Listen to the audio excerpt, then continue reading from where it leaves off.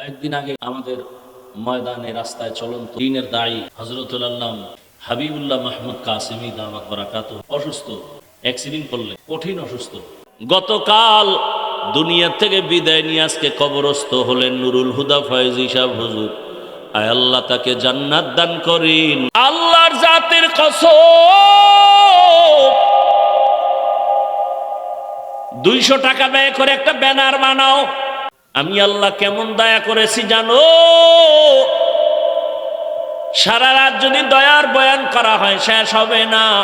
একটু নজর করে দেখ, দুনিয়াতে যখন তুই মায়ের গর্ভে আসবি, মায়ের গর্ভে মা টের পেয়ে গেছে গর্ভে বাচ্চা চলে আসছে, বাবাও জানে মাও জানে মায়ের গর্ভে বাচ্চা, কিন্তু কোনোদিন মা বাবার মধ্যে পেরেশানি নেই যে বাচ্চা আসলে খাবে কি। কোনো পেরেশানি আছে? এমনকি আমি আল্লাহর কাছেও কোনো মা বাবা বলেন আল্লাহ বাচ্চা দাও, আগে খানা রেডি করো। আল্লাহ কয় চাওয়ার আগে তোর খানা আমি দুনিয়াতে যাওয়ার পরে কি খাবি আগেই রেডি করে ফেলেছি। কেউ চাইছে? এর নাম রব। এর নাম কি? রবের বাংলা লেখে প্রতিপালক, প্রভু। ওলামা একরাম বলছেন এই শুধু একটা শব্দ দিয়ে রবের হক আদায় হবে না। রবকে বলে এক শব্দের তর্জমায় হবে না, একটা বাক্য বানাতে হবে রবকে তার পরিচয় দেওয়ার জন্য।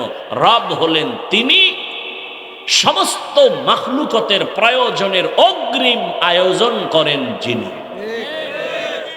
রব হলেন তিনি সমস্ত প্রাণীদের প্রয়োজনের অগ্রিম আয়োজন করেন যিনি। রব্বি আল্লাহ লা ইলাহা গায়রুহু ওয়া নবিহি মুহাম্মদ মুস্তাফাহু দীনিয়াল ইসলাম দীনু মাওকাহু আরজু কুফরা নানু আফওয়ান ইনদাহু। আল্লাহ বলেন বান্দা তোকে দুনিয়াতে পাঠাবার আগেই খানার আয়োজন করে ফেললাম। মা বাচ্চাকে খানা খাওয়ানোর জন্য সুজি পাকায়। সুজি আছে না নাই? পাকানোর জন্য লাগবে আগুন, লাগবে পানি, লাগবে লবণ, লাগবে চিনি, লাগবে দুধ। লাগবে না? লাগবে না? পাকায় টাকায় গরম বানাইছে, এবার আবার ফ্যানের বাতাস দিয়া ঠান্ডা করে। আল্লাহ কয় দেখ 2-3 চামচ সুজি বাচ্চাকে মা খাওয়ানোর পরে সুজিটারে আবার রেখছে 2-3 ঘন্টা পরে ফালায় দেখ এই সুজি বাচ্চারে দিলে পেট নষ্ট হবে। আল্লাহকে আমি তোর জন্য এমন খানা মায়ের স্তনে রাখছি, দুধ লাগবে না, পানি লাগবে না, চিনি লাগবে না, লবণ লাগবে না, গরম করা লাগবে না, ঠান্ডা করা লাগবে না।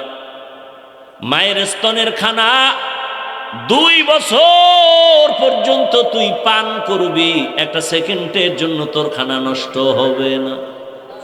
কাদের কুদরত দারি বরকামাল আনতা রব্বি আনতা হাসবি জুল জালাল তুহি কাদের জলিলুল্লাহ জাহাদার বহর হালে তুহি মেরা নিগাহদার।